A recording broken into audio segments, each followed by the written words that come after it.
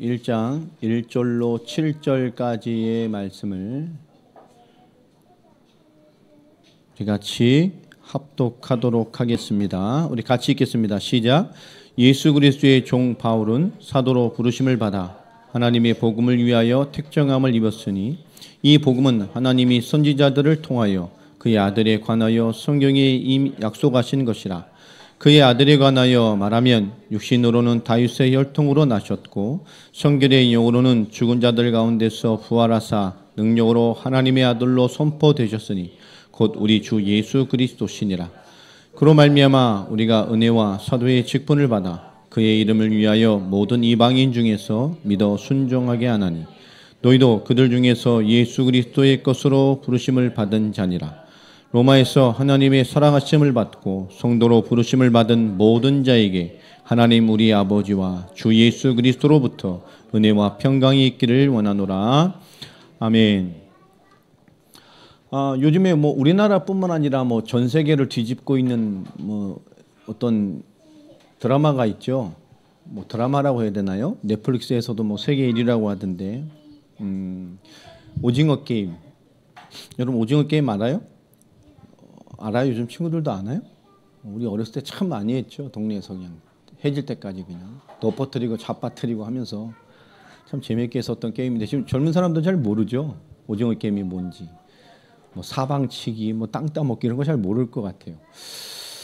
그 오징어 게임이라는 게 하도 이렇게 얘기가 나오고 우연치 않게 어떤 목사님께서 그 오징어 게임에 대해서 이렇게 어떤 몇 가지 영적인 얘기를 하는 것을 듣고 이렇게 한번 보게 됐습니다. 짧게 저는 이렇게 길게 드라마 같은 걸 길게 못 봐요. 이게 짤로 이렇게 드라마를 별로 안 싫어하기 때문에. 근데 제가 그 어떤 전체적인 거를 한번 쭉 봤어요. 한번 봐야 되겠다는 생각이 좀 들더라고요. 그래서 그걸 9편인가요? 쭉 돼 있는 걸 한번 다 봤습니다. 한 이틀에 걸쳐서. 느껴지는 게 참 많았어요. 근데 제가 무슨 생각을 했냐면 이거는 한 3-4가지의 측면에서 우리 크리스찬들에게 꼭 정리를 한번 해줘야 되겠다라는 생각이 좀 들었습니다. 그 안에서는. 굉장히 깊은 메시지들이 참 많이 들어가 있었어요. 우리 예지한테 그런 얘기를 했어요. 이게 작가가 누구니? 시나리오 누가 썼어? 근데 알 수가 있겠어요? 검색하면 나오겠지만. 굉장히 많은 내용들이 들어가 있었어요. 이 시대에 세상이 바라보는 어떤 굉장히 유물 관점에서의 구원관, 세계관 이런 것들이 들어가 있을 뿐만 아니라 영적인 굉장히 중요한 또 이 시대 사단이 세상을 이끌어가는 굉장히 중요한 방향성들이 들어가 있습니다. 그 사단이 세계를 이끌어가는 방향 속에 사람들이 어떤 종된 삶을 살고 있는 단편적인 그런 것도 있습니다만은 그 극 중에서 나오는 그 게임들에서도 진행하는 방식들을 보면 그 굉장한 메시지들이 들어가 있더라고요. 저는 예전에 이렇게 영화 같은 거 예전에요. 청소년 청년들 할 때 영화 그 시대에 중요한 영화가 나오면 전 영화 한 2-3번씩 보고 그 영화가 주는 그 속에 쓸어 있는 그 사단이 심어놓은 메시지들이 있어요. 그런 것들을 찾아서 이렇게 청년들하고 한 주에 한 달에 한 번 정도씩 어떤 영화에 대해서 같이 이렇게 얘기를 나눈 적들이 있습니다. 그런 것들을 쭉 하다 보면 문화적인 드라마나 영화나 많은 것들 속에 사단이 심어놓은 메시지들을 볼 수가 있어요. 이건 아주 굉장하더라고요. 영화 그 매트리스 시리즈 이후에 최고의 메시지가 들어가 있어요. 옛날 그 키아누 리브스의 그 영화는 사타니즘의 신학을 정리한 영화잖아요. 매트리스는. 그거는 사다니즘의 신학을 정리한 영화입니다. 그 영화는. 근데 그런 영화가 굉장히 많아요. 굉장히 우리 구원관에 대해서 뒤집는. 우리가 전쟁 영화로 알고 있는 예전에 진주만이라는 영화가 있었죠. 유명한 배우들이 나왔던 한 15년, 20년 된 것 같은데 그 진주만이라는 영화도 굉장한 메시지가 있는 구원관에 대한 영화들인데요. 참 시대 구원의 역사들이 참 하나님 주신 시대적인 메시지보다는 이런 문화라는 걸 통해서 너무나 다른 메시지들이 인간에게 흘러간다는 걸 좀 보게 됩니다. 오늘 말씀 제목이 지금을 복음의 시간표로라는 제목으로 한번 은혜를 좀 나누겠습니다. 지난주에 이어서 우리 서론의 2번째 시간입니다. 이 로마서는 결론적인 표문을 보면 세계복음화 완성에 대한 종지부를 뜨는 굉장한 메시지이기도 합니다만은 그 사도 바울이 그렇게 시간표로 로마에 중요한 편지를 쓰게 될 수밖에 없던 배경을 깊게 이해하지 않으면 로마서 전체의 내용을 깊게 보지 못하게 되는 이유가 되긴 합니다. 지금 로마서는 지난주에 서론에 얘기했던 것처럼 굉장히 파급력 있는 메시지고요. 신약에서 가장 강력한 복음서라고 말하는 책입니다. 지난주 말씀에 의해서 설명을 하면 결국 이 성경은 하나님께서 누구죠? 이 메시아를 약속하는 것으로 시작합니다. 성경 전체죠. 구약, 오실 메시아. 성경은 하나님이 메시아, 그리스도를 약속하는 책입니다. 우리 갈라디아서 우리 4장 4절 5절을 한번 찾아 읽어보도록 하겠습니다.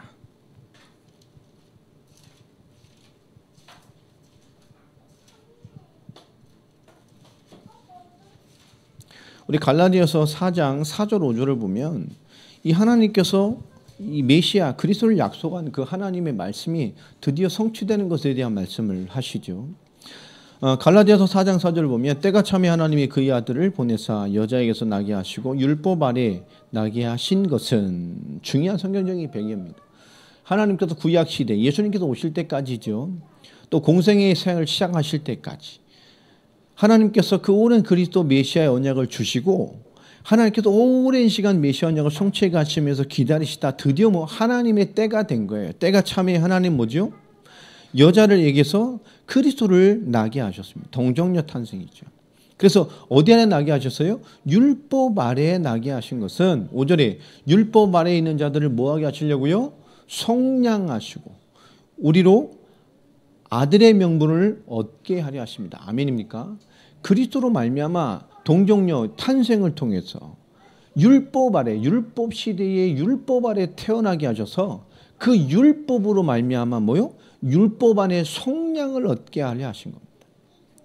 그래서 율법을 뛰어넘어 결국 율법이 가리키는 죄로 말미암아 하나님의 은혜와 복음이 아니면 소망이 없다는 죄에 대한 강한 올바른 죄를 이해한 자들 통해서 그 죄로 말미암아 하나님의 은혜 아니면 복음 아니면 하나님의 방법 아니면 소망이 없는 인생이다. 그 인생의 그리스도의 속량을 통해서 하나님의 아들이 되는 하나님의 기업을 이루는 하나님의 자녀가 되는 놀라운 비밀 속에 있게 하시기 위해서 하나님이 이 땅에 그리스도를 보내셨습니다. 그래서 구약은 오실 메시아를 약속하는 거예요. 그게 우리 구약이라고 알고 있죠. 그럼 왜 오셔야 됩니까? 뭐 때문에요? 우리의 죄 때문에. 그런데 우리의 죄를 이해하려면 내가 육신에 짓는 죄, 그런 죄, 실수하는 죄, 넘어지는 죄, 그런 죄의 수준을 가지고서는 왜 하나님의 복음을 올바로 인식할 수가 없어요. 다시 말하면 하나님의 율법이 주어지기 전까지는 말씀이 주어지기 전까지는 인간들은 죄를 몰랐습니다. 문화 따라 다 달랐죠. 지역에 따라 달랐을 거예요. 사람에 따라 달랐을 것입니다. 죄가 뭔지 몰랐어요. 잘못을 알았겠죠. 그러나 진짜 그리스도가 왜 오셔야 되는가를 이해하면 우리는 죄에 대한 뭐가 있어야 된다 그랬죠? 아주 절실한 인식이 있어야 돼요. 그 죄에 대한 절실한 인식이 있어야 되기 때문에 하나님 뭐죠? 율법을 주신 겁니다. 결국 율법은 그 절실한 죄의 인식을 통해서 하나님 아니면 하나님의 은혜가 아니면 복음이 아니면 안 된다는 그 이유를 알게 하시는 거예요. 하나님 앞에 서지 않으면 하나님의 말씀대로 살지 않으면 그 말씀으로 말미암아 인간은 죄에 대한 절실한 인식을 가지게 됐어요. 그래서 율법은 뭐죠? 우리를 하나님 앞에 서게 하는 겁니다. 그 율법으로 말미암아 하나님의 떠난 삶이 무엇인지를 비로소 인간은 알게 된 거죠. 그 상태가 얼마나 무서운가를 알게 된 거예요. 그래서 그 율법으로 말미암아 하나님의 은혜로 구원받아야 되는 그 너무나 중요한 것이 인간에게 뿌리내리게 된 거예요. 결국 우리는 하나님의 은혜, 하나님의 구원, 하나님의 역사가 아니면 해결되지 않는 철저한 죄인, 그 철저한 원죄에 대한 깊은 인식과 하나님을 향함에 대한 놀라운 구속의 은혜가 율법으로 말미암아 인간에게 알게 하시는 거예요. 자, 그래서 율법은 뭐죠? 절대적인 은혜를 알게 합니다. 그 율법으로 말미암아 하나님의 절대적인 은혜가 아니면 우리가 어떻게 소망이 있겠어요? 하나님의 절대적인 복음의 이유를 알게 되고 그것이 답을 갖게 되는 겁니다. 자, 우리 로마서 전체에 이어서 지난주에 말씀의 핵심이었죠. 자, 우리 로마서를 보면, 자, 로마서는 누구에게 썼을까요? 독자가 누구죠? 로마서니까, 그죠? 로마 안에 있는, 그 로마 제국 안에 있는 흩어져 있는 그리스도인들에게 쓴 겁니다. 자, 그럼 왜 썼을까요? 목적이 뭘까요? 왜 바울이 썼을까요? 똑바로 믿어라. 신앙생활 잘해야 된다. 왜 썼을까요? 로마 안에 흩어져 있는 이 그리스도인들에게 바울이 왜 썼을까요? 어떤 목적으로 썼을까요? 이게 중요한 거잖아요. 자, 이 당시에 이 사도 바울은 어떤 시간표에 있어요? 사도 바울 개인으로 보면 하나님의 세계복음의 연생의 시간표 속에서 하나님과 바울을 같은 시간표로 이해를 하면 지금 바울은 하나님은 어떤 시간표의 세계복음화를 준비하셨죠? 사도 바울의 3차 전도 여행을 이미 끝내고 그 남은 사역을 정리하고 응답으로 깊게 묵상하는 그 결과를 조입하면서 그 마지막 결론을 향해 바라보는 그런 시간표였다 그랬죠. 고린도에서 한 3개월여를 머물면서 응답을 정리하는 중에 이제 뭐죠? 아, 로마를 통해서 어딜요? 스페인 땅끝 복음화 끝낸다. 세계 복음화를 끝내야 되겠다라는 뭔가를 딱 얻어냈을 때입니다. 그 엄청난 시간표죠. 이 복음으로 한 나라 한 민족 뒤집을 수 있다. 세계 복음화 끝낼 수 있다라는 엄청난 뭔가의 응답과 확신과 청사제를 딱 정리해내고 썼다니까요. 굉장한 시간표잖아요. 그 엄청난 시간표에 사도 바울은 로마 교회에 대한 얘기를 많이 들어서 좋은 의미도 들었어요. 오늘 로마서 1장 7절 8절을 보면 사도 바울이 로마 교회에 대한 평가를 하는 것들에 대해서 잘 나와 있죠. 특별히 8절에 보면 너희의 그 믿음의 삶이 뭐요? 온 세상에 전파됩니다. 왜냐, 세계 중심의 도시였을 뿐만 아니라 그러다 보니까 많은 일들이 있었죠. 많은 사건들도 있었습니다, 이미. 그런데 이렇게 로마를 쓸 때 그때 배경이 뭐냐 하면, 목적이 뭐였냐면, 이 로마 교회, 로마 공동체에 있는 흩어져 있는 많은 크리스찬들, 성도들에게 어떤 문제로 말미암아 그들이 믿음의 소리가 있었지만 그와 함께 반대적인 측면에서는 어떤 문제로 심각하게 로마 교회가 흔들리고 있었어요. 아니, 세계복음화 끝내는 시간표, 그것을 바라보고 로마를 바라봤는데, 아니, 로마 교회가 흔들리고 있었다고? 하나님의 엄청난 역사를 소아시아 지역이 통해 마게도니아 지역에 이루고 있었지만 그 왼편에 있는 로마는 지금 엄청나게 응답의 소리가 있었지만 그 실상 속의 성도들은, 그 크리스찬들이 뭔가 심각한 문제로 흔들리고 있었어요. 아니, 근데 사도 바울은 그걸 세계복음화를 끝내는 시간표로 봤단 말이야. 자, 어떤 문제였냐? 첫 번째는 정치적인 문제였습니다. 두 번째는 경제적인 거였어요. 세 번째는 뭐죠? 영적이고 신앙적인 문제. 어떤 이 세 가지 주제의 문제가 이 로마에 흩어진 크리스찬들을 흔들고 있었습니다. 첫 번째, 정치적인 배경을 좀 보면 우리 길드라고 하죠. 그 당시에 로마에 있는 길드가 뭐죠? 상인들의 조합이잖아요. 그 조합에 가입되어져 있어야 뭐가 되죠? 정상적인 사회와 경제 생활을 할 수가 있어요. 근데 특별히 많은 이 디아스포라 유대인들, 개종한 크리스천도 마찬가지지만 유대인들은 뭐에 능했죠? 그때부터 상술에 능했단 말이에요. 그러다 보니까 이 길드야 조합 속에 가입이 돼야 돼요. 또 그 당시에 그런 영향을 통해서 초창기의 크리스찬들이 어떤 사람이 많았죠? 장사꾼들이 많았어요. 또 뿐만 아니라 그 안에서 정상적인 상업을 하려면 길드와 뭔가 잘 연결된 조합과 관련된 그 시스템이 있어야 보장된 사회생활을 할 수 있었단 말이에요. 자, 그런데 이 길드라는 조합에 들어올 때에 가장 중요한 절차가 뭐죠? 충성맹세와 같은 겁니다.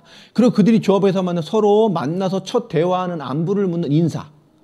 그들이 소통하는 첫 대화가 뭐였냐? 중요한 거예요.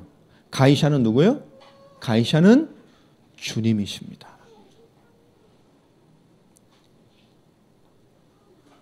그것이 고백해야 되는 거예요.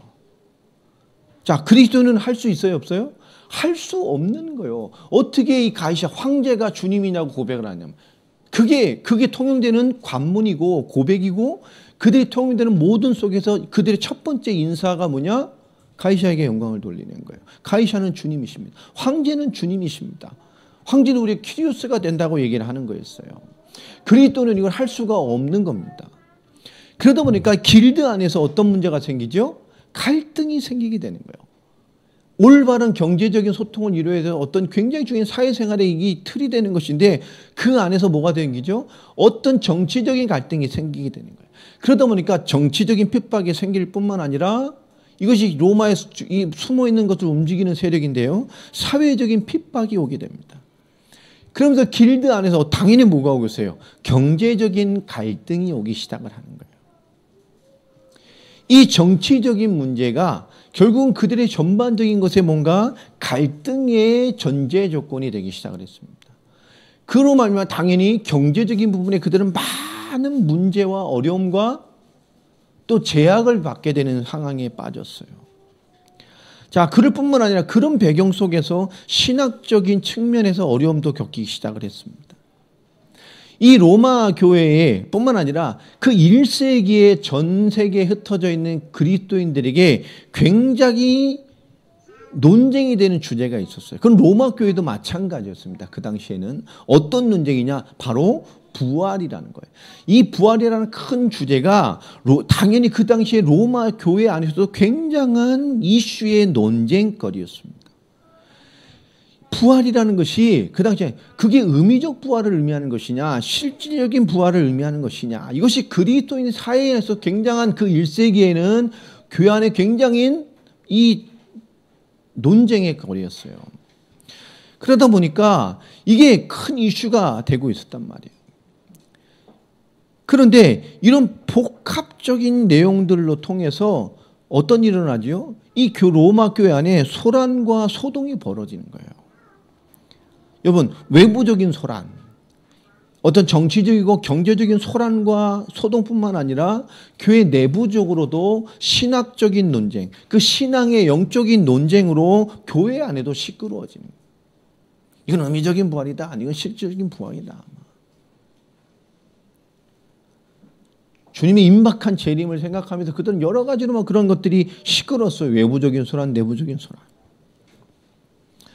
그런데 이걸 좀 깊게 보면 로마는 황제 숭배를 받아들이면 자기가 지배하고 있는 모든 지역의 대부분의 모든 종교를 뭐했죠? 인정하고 수용했습니다. 그 지역마다 다 그랬죠. 그거 없애지 않았어요. 다 수용하고 받아들였어요. 그리고 왜냐? 그리고 로마 말하는 황제 숭배사를 받아들이면 근데 어떤 일이었죠?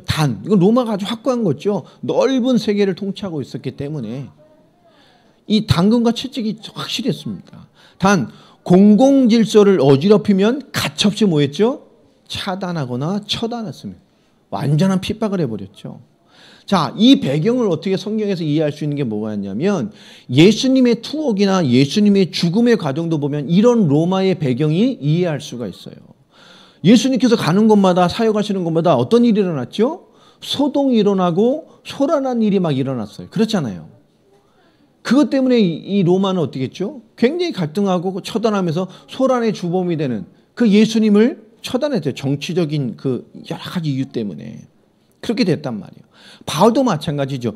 바울도 투옥되고 죽게 되는 모든 과정의 배경을 보면 결국 로마에 이런 정치적인 성격이 있어요. 어떤 것도 인정하고 그냥 놔두는데 그것으로 말미암아 로마에 대한 공공질서가 소란해지거나 소동이 일어나거나 폭동이 일어나거나 그 평안의 구조를 깨트리면 로마는 가차없이 처단해버렸어요. 이런 배경도 같이 연결되어 있습니다. 자, 이걸 이해해보면 우리가 생각나는 사건이 하나 있죠. 자, 가이사 말, 이게 글라우디오 황제 때, 제가 지난주에 있었잖아요. 로마에도 폭동이 한번 일어났었다고. 한 49년, 50년 요 때에. 자, 이 글라우디오 황제 때 로마에서도 예수라는 믿는 사람들이 어떤 여러 가지 이유를 통해서 소란한 굉장히 폭동 같은 게 한번 일어나게 됩니다. 자, 그래서 그때 많은 사람들이 황제에게 너무나 많은 청혼을 집어넣죠. 그 당시 로마에 어떤 일로 불을 끌었냐면 너무 시끄러워서 안 되겠다. 예수 믿는 사람들 너무 시끄럽다. 너무 분란을 일으키고 너무 소란을 일으킨다. 분란을 일으킨다. 로마 안에. 그래서 황제한테 그리고 이들은 황제 숭배를 거부한다라는 민원들이 빗발치게 됩니다. 그 소동이 일어나게 되죠. 이 크리스천들을 추방하라는 엄청난 여론들이 막 들끓어 버려요. 자, 그래서 글라우디오 황제 때에 그래서 어떻게 되죠? 예수 믿는 로마인까지, 이방인이 아니라 예수 믿는 로마인 사람까지 추방시켜버린 일이 벌어집니다. 실제. 여러분, 그럼 누가 생각이 들죠? 이 얘기를 들으면? 누가 생각나요? 예? 누구요? 브루실라 아굴라죠. 글라우디오 때. 자, 브루실라 아굴라 그러니까 또 성경을 잘 안 읽는 사람들은 브루실라가 이름이고 아굴라가 성이고 뭐 이런 무식한 사람도 있습니다. 한 사람인 줄 알아요? 브루실라 아굴라 그러니까. 브루실라가 누구죠? 예? 아굴라의 부인이죠. 유대인이 디아스포라가 거기서 사업을 하면서 로마 여자를 만나서 결혼을 했어요. 아굴라라는 유대인이. 그러니까 아굴라, 이게 여자가 믿음이 더 좋았나 봐요. 성경에 여자 이름이 먼저 나와. 그러니까 브루실라는 아굴라의 부인입니다. 이 사람은 순수 로마 사람이에요.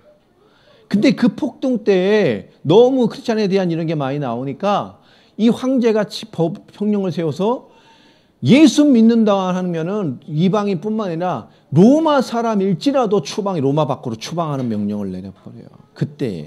그때 추방당한 사람이 브루실라 아굴라 부부입니다.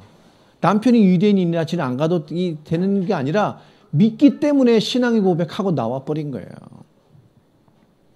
유대인 다 나온 거예요. 예수 믿는 사람을 나온 거예요. 근데 그들이 추방당해서 떠돌다가 나와서 정착한 곳이 어디였죠? 고린도였습니다. 그 고린도에 누가 있었어요? 바울을 만나게 되죠. 왜요? 이유는 하나입니다. 업이 기능이 같아. 둘이 뭐 했죠? 장막업, 텐트를 만드는 업을 했어요. 그래서 그들이 새 집을 얻어서 뭐가 되죠? 한 집에 거하면서 거기서 장막을 만들면서 함께 동거와 같이 거주하며 살게 됩니다. 자, 그것이 장차 뭐가 됩니까? 그것이 장차 고린도의 교회가 되어져 버렸어요.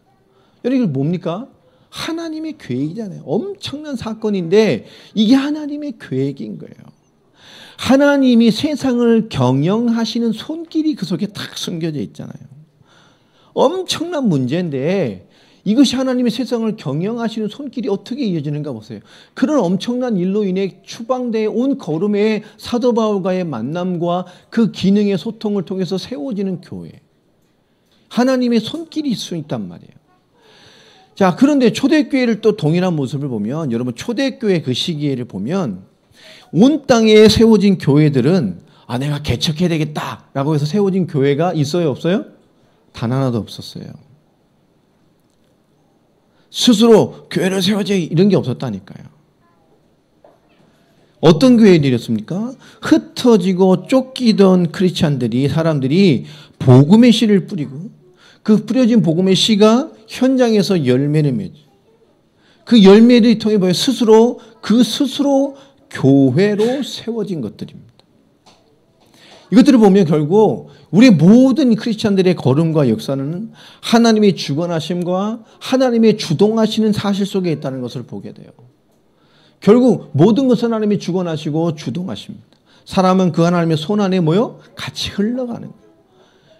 이 모든 일들이 하나님의 뜻으로 연결되어지게 되어 있어요. 우리 신앙 속에서 굉장히 중요한 신앙의 한 가지 눈이 바로 이런 것들입니다. 그런데 바울이 결국 로마서를 쓰면서 결국 뭐죠? 첫 번째로 현실에 흔들리는 신앙을 바로 잡아주고 싶었던 거예요. 아까 말한 정치적이고 경제적인 거. 그거 쉬운 얘기는 아니잖아요. 사회 제도적인 어려움을 겪으면서 그것으로 말하면 먹고 살아야 되는 가장 중요한 경제적인 위협 속에 있는 것. 그럼 갈등을 안 할 수 없는 조건은 아니죠.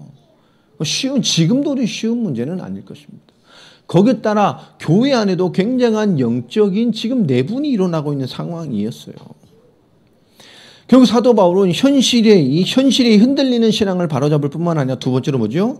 신학적인 신앙의 혼돈을 바로잡기 위해서 로마서를 쓴 겁니다. 근데 이 신앙의 혼돈은 왜 왔냐? 로마 곳곳에 있는 디아스포라 유대인들의 영향으로 일부 그리스도인들이 율법으로 회개를 하려고 하는 흐름들이 생기기 시작했어요. 율법. 왜냐하면 로마 안에 많이 와 있었기 때문에 유대인들이. 또 유대인이면서도 이미 복음을 받아들인 유대주의 크리스찬들이 또 있을 뿐만 아니라 유대인도 있었죠. 그들이 이 세워진 유대주의 배경이 없는 크리스찬들에게 어떻게 그들을 회유하고 흡수하려고 했냐면, 너희가 믿고 있는 예수의 복음은 결국 누가 준 거죠? 그때 성경은 구약밖에 없었잖아요. 결국 이 성경은 하나님이 모세를 통해서 주신 말씀으로 시작된 것이다. 그 말씀의 본론은 뭐냐면 유대신앙이야. 그들이 뭘 해야 되죠? 이렇게 그리스도의 은혜로 하나님의 은혜를 이해했다면 우리는 더 말씀으로 돌아가야 돼 라면서 유대주의적 율법주의로 회개를 해야 된다는 것을 강하게 그들을 회유하기 시작합니다. 그래서 예수를 믿지만 그래도 오리지널은 뭐요? 오리지널 신앙은 뭐요? 유대주의야. 천주교가 야 기독교 신앙 우리가 큰 집이야 이런 것처럼 그런 거예요. 그러다 보니까 사람들이 어떤 행위에 걸림들이 참 많잖아요. 그러니까 율법적인 회개, 율법적인 신앙으로 되돌아가려는 아주 의연한 무엇들이 일어나기 시작했습니다. 야, 여러분 지금 이 모습을 보면 사도 바울이 로마가 지금 세계복음 할 수 있는 교회예요? 힘든 교회예요. 사도 바울은 로마의 지원을 받아서 어디를 끝내려고요? 스페인 복음화, 땅끝 복음화 끝내는 발판으로 로마를 지금 딱 지키고 제자들을 집결시켰다니까요. 지금 상황이 그런 상황입니까? 아닙니까? 우리가 볼 땐 절대 아니죠. 응답받고 막 일어난 것 같은데 지금 그 상태에서 멈춰서 지금 뭐하고 있는 거죠? 짧은 시간 쇠락의 징조를 보이는 공중분해의 결실을 보이는 오늘 이 시대도 똑같죠. 오늘도 우리가 동일합니다. 오늘 정치적인 문제는 뭐죠? 우리 말하는 이 시대가 주는 문제죠. 우리가 시대가 주는 문제가 얼마나 많은 사람들이 걸립니까? 뿐만 아니죠. 경제, 환경의 문제, 환경이 주는 문제. 세 번째 뭐죠? 영적인 많은 도전들. 이 로마가 교회에 겪었던 이 세 가지의 문제의 도전은 지금도 우리와 똑같습니다. 이 시대가 주는 문제, 이 환경과 경제가 주는 도전들, 영적인 많은 도전들을 직면하면서 로마 교회가 많은 소문이 났지만 그러함에도 보이는 이면 속에 무언가 무너질 것 같은 전조 증상이 쫙 깔린 시간표예요. 자, 우리 같으면 어떻게 하겠어요? 그 문제 가운데 있는 교회에게 편지를 쓰면 그 문제를 알고 있는 바울이 그들 문제를 넘어 그들을 칭찬하면서 그 문제에 대한 답을 쓰고 실제 보이지 않는 한 이렇게 여러 가지로 골마 있는 그들의 현실을 시대적으로, 정치적으로, 경제적으로, 영적으로 뭔가 모든 분야에 지금 도전을 겪고 있는 사람들 앞에서 사도 바울은 그들에게 중요한 편지를 쓰고 있는 거예요. 우리 같으면 좀 기다려봐야 되나? 수습 붙어야 되고 저들 좀 잘 다스려서 영적으로 깨워놓고 그리고 세계복음 해야지 이렇게 생각하겠죠. 우리도 지금 시대에 있는 많은 실제 보이는 문제들, 우리 경제의 문제들, 당면한 문제들 내 영적 수준 잘 점검하고 해결해 놓고 그리고 뭔가 주의를 감당해야지. 그래야 뭔가 제대로 해낼 수 있게 않을까라는 생각을 할 수 있단 말이에요. 우리 특별히 청년들은 지금 생각을 올바르게 될 것이 뭐냐면 하나님 나에게 은혜 주시고 내 준 삶을 통해서 내가 한 교회, 한 민족 대대로 섬길 만한 하나님의 영적 기업이 되겠습니다. 라고 말하는 굉장한 선명한 기도 제목과 신앙의 관을 지금 가지고 있어야 돼요. 지금 있지 않으면 기성세대에 들어가면 여러분 기성세대에 만들어놓은 그 시대의 흐름, 환경의 흐름, 그리고 많은 은혜적인 어떤 흐름 속에서 여러분은 종로로 타게 됩니다. 난 하나님 내게 어떤 주신 그 환경과 내 지인의 걸음 속에서 난 그것을 통해서 뭐요? 한 나라, 한 교회를 제대로 섬기는 인생이 되겠다라는 확고한 신앙에 대한 그림이 있어야 돼요. 자, 이런 환경에 사도 바울은 지금 중요한 편지를 쓰는 거예요. 이게 가능하겠어요? 여러분 지금 로마 갔더니 시대를 지배하는 분위기가 지금 크리스천들을 핍박해요. 저것들이 로마를 이것도 안 하고 우리의 주는 갑자기 하늘 나라의 그리스도가 우리만의 주다. 황제는 우리의 주가 될 수 없어. 이 굉장한 이 도전이 사회적으로 분쟁거리가 된단 말이에요. 사회적 핍박의 이유가 되어지고 그러면 많은 경제 시스템에도 도태되어지고 뭔가 많은 싸움이 될 수밖에 없는 그 속에서 영적인 내부적인 도전 속에 있는 그들. 자, 이때를 사도 바울은 무엇으로 보고 있는 겁니까? 지금 세계복음화의 기회로 보고 있는 거예요. 지금 뭔가 충만한 것 같은데 복음 알아들은 것 같은데 소문 났는데 그 정점에서 지금 너무나 급속하게 무너져 가고 있어요. 왜 무너지는 걸 봤더니 뭐 때문에요? 경제가 깊게 걸렸어. 뭔가 올바른 경제 시스템에서 그들의 살아갈 수 있는 충분한 사회적인 시스템 속에서 기득권으로 있던 자들이 그 모든 것에 대해서 싸워가야만 하는, 충돌해야만 하는, 소외돼야 되는, 주도 세력들이 이제 배격을 받아야 되는 입장으로 바뀌어버렸어요.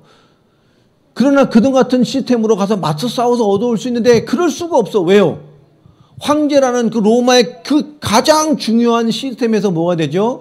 그것을 받아들이지 못하는 입장이 되다 보니까 그들은 갑자기 한순간에 모든 것에도 뭐죠? 눈치를 봐야 되는 입장이 된 거예요. 그냥 복음이 전엔 메이저리티 같이 살면 됐는데 갑자기 복음 받고 나니까 뭐가 된 거예요? 마이너리티가 돼버린 거예요. 난 변함이 없는데 복음 받았다는 거 하나 때문에 그냥 주장하던 것도 주장할 수가 없게 되는 거예요. 그냥 가이사는 우리의 주인입니다. 황제는 주님입니다. 이래버리면 되는데 이제 진짜 예수 믿으니까 아니지, 우리의 주는 그리스도밖에 없어. 그리스도로 말미암아 우리의 참된 신앙이 주어지고 삶이 주어지는 것인데 그분 안에 만물이 있는데 왜 내게 시대의 도전이 있고 경제의 도전이 있고 이놈의 영적 도전은 도대체 뭐냔 말이야. 복음마다 너무 좋아 성장한 것 같은데 큰 응답 본 것 같은데 어느 위치에 선 위에 그들은 모든 조건들이 복음 때문에 무너지고 도전받는 입장에 서게 된 겁니다. 그 한절 쓰는 로마 교회에 사도 바울이 뭐 하는 거죠? 사도 바울이 곳곳에서 키웠던 많은 증인들을 로마에 집결시킨 거잖아요. 로마서 16장에 나오는 인물들을 곳곳에 있는 그 어마어마한 제자들을 싸그리 로마에 모았어요. 다 모았습니다. 명령문을 그 모아있는 그곳에 사도 바울이 편지를 쓴 거예요. 생을 걸었던 베베라는 여 제자의 손에 묻혀서 증인을 통해 전달한 겁니다. 그 메시지가 로마서예요. 사도 바울은 그 로마 교회와 로마 성도들의 시간표를 보면서 무엇으로 느꼈냐? 문제로 본 게 아니에요. 지금이 뭐다? 세계복음화의 기회다. 지금이 뭐다? 지금이 세계복음화를 완성할 시간표다 라는 응답으로 본 것입니다. 도대체 왜요? 그것에 모든 제자를 집결시켜놓고 모든 성취할 기회로 보고 이 하나님의 세계복음 완성을 성취할 때가 왔다라고 본 거예요. 이 로마교회가 문제 있는 것이 아니라 로마교회가 뭐지요? 땅끝 복음화, 스페인 복음화를 완성할 발판이 될 것이다. 밭으로 본 겁니다. 여러분, 우리는 지금도 동일하게 시대적인 도전을 받습니다. 지금 우리 하고 있는데 얼마나 도전이 많아요. 코로나도 도전이잖아요. 정말 욕 나와야 가끔씩 보다 보면 이런 빌어먹을 이러면서.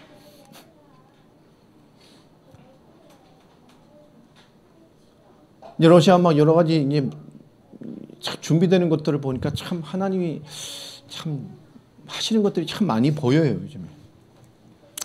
준비를 하려고 말해 러시아 입국하는 것에 대한 뭐 알고 있어야 되니까 이 러시아가 얼마나 미개한지 한국에는 러시아 대사관 치면 네이버 검색해 보세요. 안 떠요. 이런 미개한 나라가 어디 있어요? 여러분 한국에 있는 러시아 대사관 치면 어디가 뜨는지 아세요? 러시아에 있는 우리나라 대사관 사이트가 떠요. 우리 한국에 있는 러시아 대사관을 치면 검색이 안 돼, 사이트에 주로. 거의 찾기가 힘들어요. 이렇게 미개한 나라에 세계 대국이라는 나라. 그러니까 사람에 대한 서비스 정신이 전혀 없는 곳이요. 그 하나만 봐도 이해를 할 수 있어요. 그것도 입국에 대한 게 너무 빨리 바뀌니까 러시아는요. 너무 빨리 바뀌니까 뭐 위에 있는 분 한 말 한마디면 막 바뀌고 정부에서 된다고 했는데 주지사가 안 되면 안 돼요. 그 부분. 뭐. 여기서 되는데 옆 동네는 안 되고 뭐 거기 그런 나라예요. 공무원이 뭐 이게 법이 그게 법이 지금도 있지만 그러는 거예요. 똑같은 공무원에도 어떤 서류를 띄는데 이 공무원은 안 돼. 근데 그 달 나가는데 이 공무원은 돼요.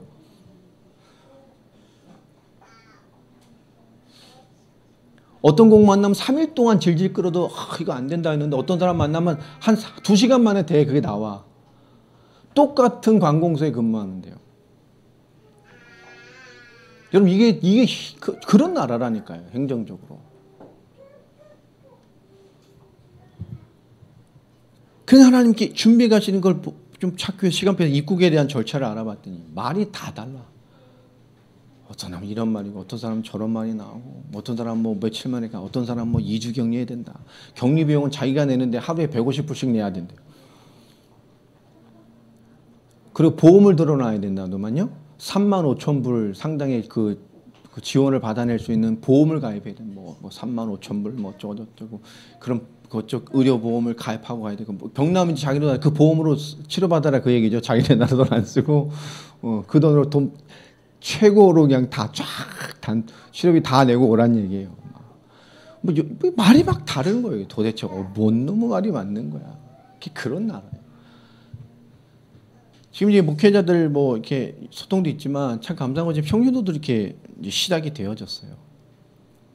이제 그걸 통해서 이제 청년들의 그룹도 찾아낼 겁니다. 또 그 밑에 청소년 그룹도 찾아내야 되겠죠. 뭐 저의 일이기도 합니다만 여러분의 일이고 여러분이 뛰어야 될 일입니다. 준비를 해야 돼. 하나님 쉼없이 하고 있어요.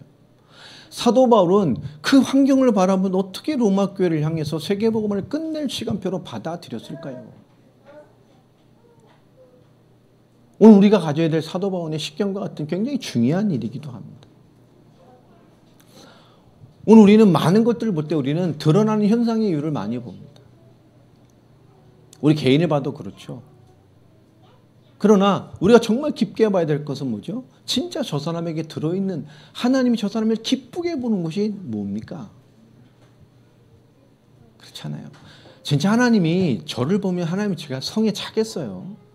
가만히 우리 다 생각해 봅시다. 하나님이 우리 강진이를 보면 하나님 입장에서 보면 하나님 성이 차겠어요? 예준이를 보면 성이 차겠어요? 여러분 생각해 보세요. 하나님 날 보시면 하나님 퍼펙트하게 만족하실 거야. 한번 손 들어 보세요. 하나님 우리를 보면 성이 차겠냐고. 우리가 입장에서 보면 그렇죠. 우리가 그런 눈으로 우리 스스로를 볼 때가 너무 많고 상대를 볼 때가 너무 많아요. 여러분이 기대하는 거는 뭐죠? 우리 모든 거 볼 때 내 스스로가 하나님의 위치에 서서 봅니다. 그럼 뭐죠? 율법적이죠. 이 인간은 저래서 저 인간은 저래서 얘는 이게 좋은데 이게 나쁘고 이게 나쁘고 이게 나쁘고 좋고 부모님 생기면 하나님이 쳤어 뭐 이렇게 되는 거예요. 야 언젠가 하나님 칠 줄 알았어 뭐 이러면서 언젠가 칠 텐데 이런 거예요. 막 보면서 야 이게 뭐죠? 오늘 사도 바울은 그들의 신앙의 모습을 들었어요. 익히 알고 있습니다. 그러나 그들의 실존도 이미 알아버렸어요. 그래서 사도 바울은 뭐죠? 그들의 복음의 위치와 그들의 실존을 보지만 사도 바울은 굉장히 중요한 것을 보고 있어요. 사도 바울의 모든 성경에 쓴 쪽에 가장 복음서라고 말하는 로마서. 사도 바울은 그들에게 뭘 봤을까요? 그들에게 복음이 있음을 봤어요. 여러분 우리에게 복음이 있나요? 복음이 있습니까? 내게 복음이 있어요? 복음이 살아 있습니까? 흔들려요? 중요한 건 뭐죠? 하나님이 우리의 만족하는 건 뭡니까? 우리에게 복음이 있음을 보는 거예요. 우리가 복음만 할 만한 사람이고 복음을 소중하게 할 사람이고 복음으로 살아내길 원하는 사람이고 복음으로 살 사람이에요. 넘어지고 쓰러지고 부족하지만 복음으로 살아낼 사람이라. 복음으로 살아갈 교회라. 이 시대가 다 어그러지는데 그 복음의 빛을 들고 있을 사람이란 말이에요. 미약하나마 빛이기 때문에 미약하나마 세상을 살릴 수 있는 하나님의 표대고 등대기 때문에 하나님이 이유 없이 우리를 구원하셨어요. 이유 있는 구원받은 사람은 손 들어봐요. 난 구원받을 만한 이유가 있어. 없어요. 제가 예전에 했잖아요. 천국 가면 꼭 예수님께 물어본다고. 왜 나를 구원하셨어요? 두 번째 뭐죠? 왜 나를 목사로 부르셨어요? 난 이 두 가지가 제일 궁금해요. 진짜. 이 두 가지는 내 인생에서 가장 궁금해요. 난 축복받는 장로로 살았으면 좋겠는데 왜 불러가지고. 난 꿈엔들 생각해 본 적이 없어요. 꿈엔들. 하나님 나에게 어느 날 은혜를 주셨어요. 은혜 주신 방법이 뭐죠? 세상에 말하면 쳤어. 하나님이 심하게 쳤어요.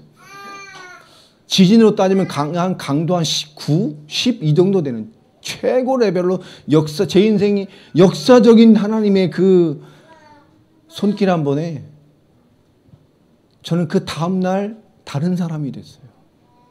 제 의지와 상관없이.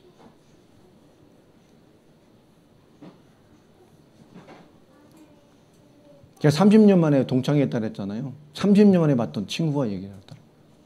야, 너는 하나도 안 변했다. 그런데 넌 놀랍게 변했다. 네가 목사라니. 난 널 보면 그렇게 해맑게 까불고 다니던 모습밖에 생각이 안 나. 어떤 여자가 말고. 그러면서 한 말입니다. 난 권사야. 우리 목사님 너무 좋다. 목사님 돼서. 그 친구 지금 요양원을 운영하고 있더라고요.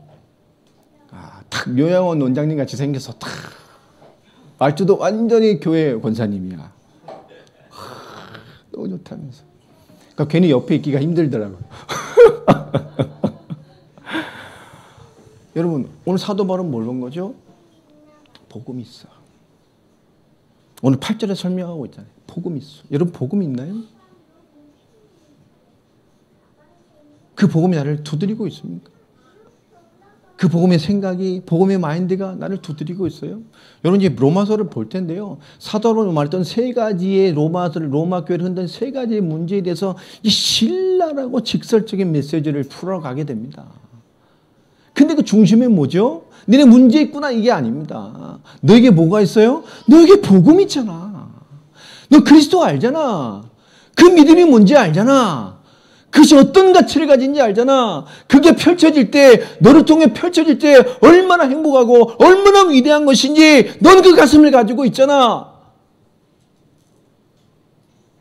도전을 이기라는 게 아니야. 문제를 이기라는 게 아니야.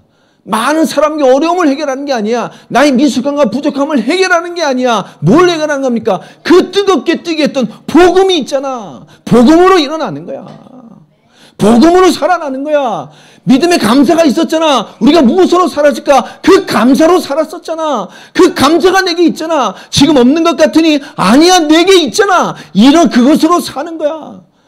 많은 노력으로 산 것 같아? 아니잖아. 응답으로 살았잖아. 하나님의 인도로 살았잖아. 하나님의 손길로 살았잖아. 여러분, 이 말은 응답 받아본 사람만 이해하는 말입니다. 진짜가 아니면 못 알아들어요. 은혜로 살아봤어요? 감사로 살아봤어요? 그 손길로 살아봤습니까? 난 무능한 하나님 역사 속에 있음을 느끼며 살아봤어요? 그들은 그렇게 살았었다니까. 지금 연약한 것 같지만 살았었어요. 증인이에요. 가지고 있어요. 그것으로 사는 거예요. 맞습니까? 왜 우리가 기도가 이렇게 어렵고 영적으로 사는 게 어렵죠? 이미 주신 과거의 책임의 응답들이 있는데 로마 교회가 어떤 똑같은 현실적인 문제 앞에 우리는 너무나 쉽게 굳어져 있는 거예요. 사도 바울은 그걸 깨우는 거예요. 그 굳어짐을 깨우고 싶은 거예요. 능히 세계복음을 쓰는 현장에 있는 그 복음에 귀한 사람들이 그 어마어마한 복음의 내용을 가지고 응답과 과거를 가지고 있어도 불구하고 그들의 현실적인 것에 하나님의 축복을 너무 누르고 있는 거라. 세계를 살릴 교회로 결정하고 그들의 힘과 응답으로 땅끝 세계복음을 끝내겠다라고 사도 바울은 그 모습을 보며 결정을 합니다. 그게 로마서 배경. 이 중심이 이해되지 않고 로마서를 읽으면 여러분 가슴 없는 로마서가 돼요. 왜 사도 바울이 이 말을 하는지. 세계복음을 끝내려고 모았다니까. 그러니 그들이 현장에 누굴 보낸 거지요? 말이 필요 없어. 이들에게 말이 필요한 게 아니에요. 이들에게 뭔가 그들 설득할 강력한 채찍이 필요한 게 아니에요. 그 현장에 누구들을 불러 모읍니까? 곳곳에 뿌려놨던 사도 바울의 그 또 복음의 증인들, 제자들을 그것에 집결시키는 거예요. 왜요? 그들이 뭐가 있어요? 그들이 꿈꾸던 모델들이잖아. 그의 말 한마디, 그들의 은혜, 그들의 삶, 그들의 오는 여정, 그들이 하는 것들이 그들이 꿈꾸는 것이고 그 응답을 사랑할 사람들이 로마 사람들이었다니까. 그것을 불러놓고 그들의 영향을 받아가며 그리고 그들의 손에 깨우는 메시지를 던진 게 로마서입니다. 우리가 참된 복음과 믿음으로 붙잡고 살아서 우리가 세계복음을 완성할 증인으로서의 삶을 사는 교회로서의 여러분 로마서는 어떻게 보면 사도 바울의 가슴, 하나님 우리를 사랑하시는 가슴을 이해하고 봐야 될 책이에요. 그래서 가장 성경 중에 가장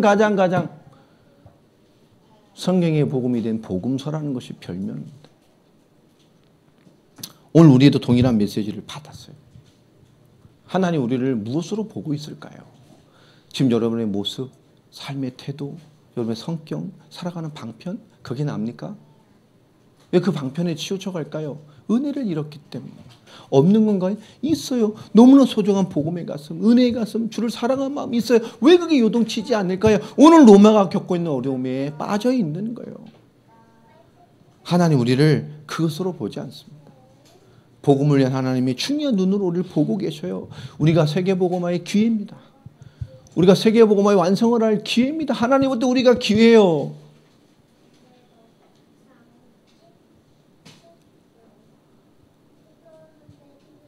우리가 하나님의 인도를 받는 시간표에 우리 로마서를 통해서 우리의 신앙과 믿음과 삶의 여러 가지들이 복음이 주는 중요한 메시지로 깨어날 수 있는 그런 주역들이 되길 바랍니다. 오늘 이 말씀처럼 오늘 예수 그리스도의 그 복음, 오늘 6절에 말하잖아요.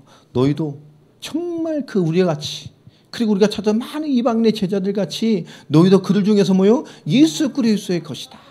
그것으로 부름받은 자다. 사도 바울은 그걸 보고 있습니다.